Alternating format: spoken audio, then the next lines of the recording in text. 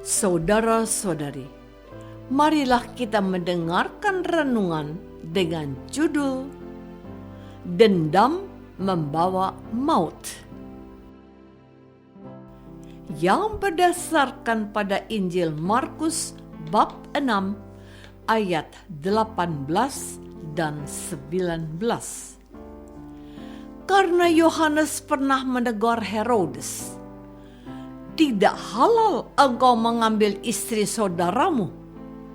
Karena itu, Herodias menaruh dendam pada Yohanes dan bermaksud untuk membunuh dia, tetapi tidak dapat. Dalam nama Bapa dan Putra dan Roh Kudus. Amin. Saudara-saudari terkasih dalam nama Tuhan Yesus Kristus, kita mungkin pernah mendengar atau melihat sebuah peristiwa pembunuhan. Terkadang kita tidak habis pikir, mengapa ada orang yang tega membunuh sesamanya hanya karena sebuah persoalan yang sebenarnya bisa diselesaikan dengan baik.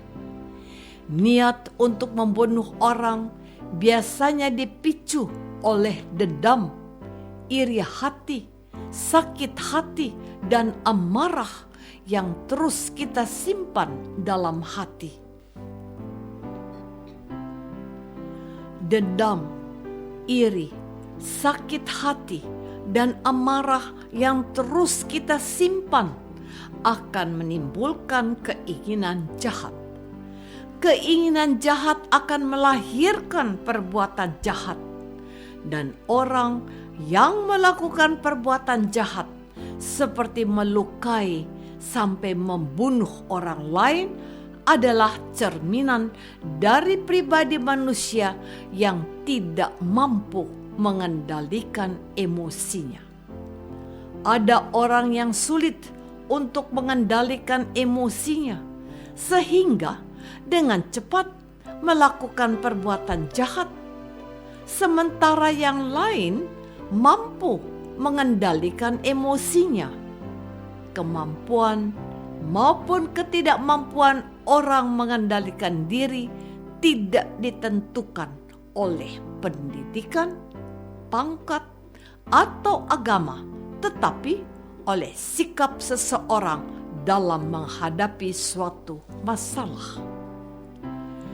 Saudara-saudari terkasih, Herodias adalah contoh orang yang tidak bisa mengendalikan diri.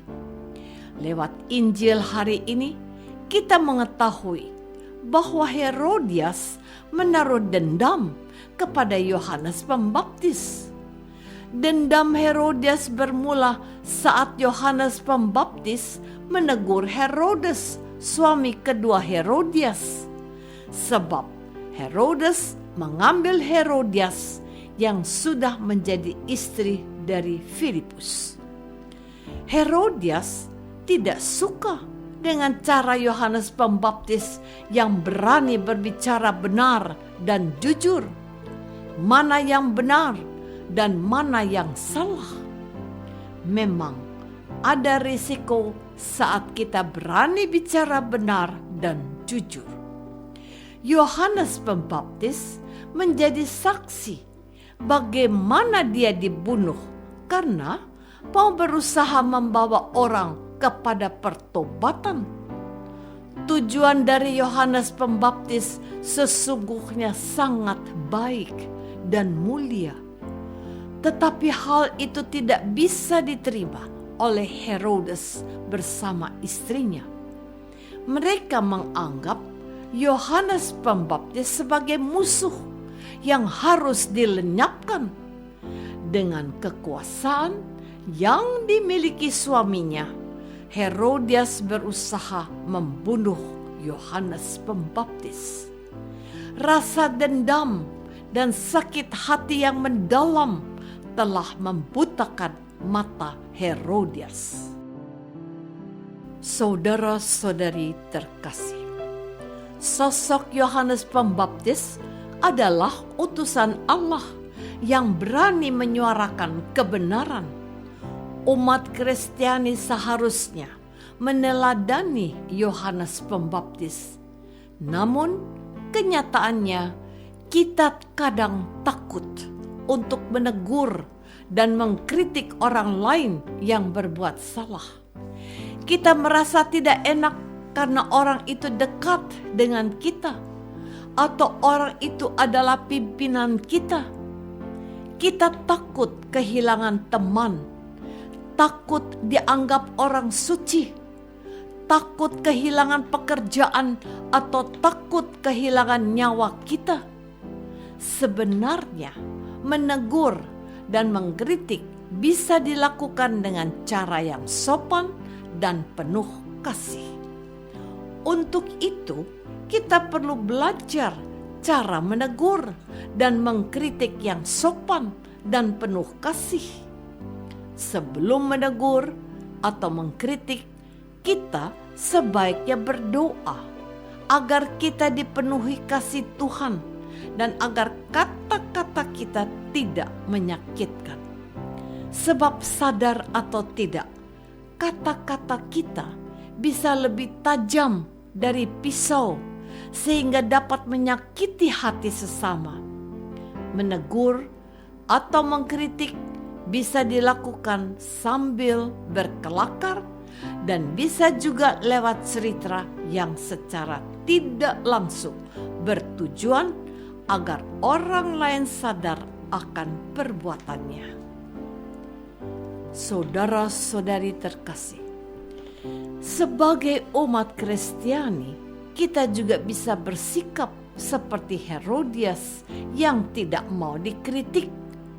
Kita tidak mau aib kita dibuka. Maka ketika ada orang yang mau menyadarkan kita, reaksi kita bisa seperti Herodias. Banyak manusia tidak suka dikritik, apalagi yang menegur adalah bawahan atau orang biasa menegur pemimpin yang mempunyai jabatan dan kuasa.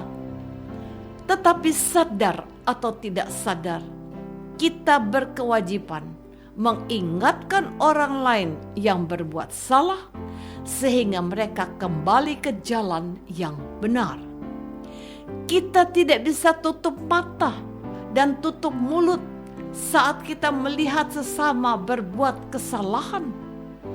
Kita tidak bisa mencari selamat untuk diri kita sendiri tanpa peduli dengan orang lain. Allah menghendaki semua orang selamat, termasuk orang berdosa. Menyadarkan orang lain dan membawa mereka kepada keselamatan menjadi tugas dan tanggung jawab kita semua, para pengikut Yesus.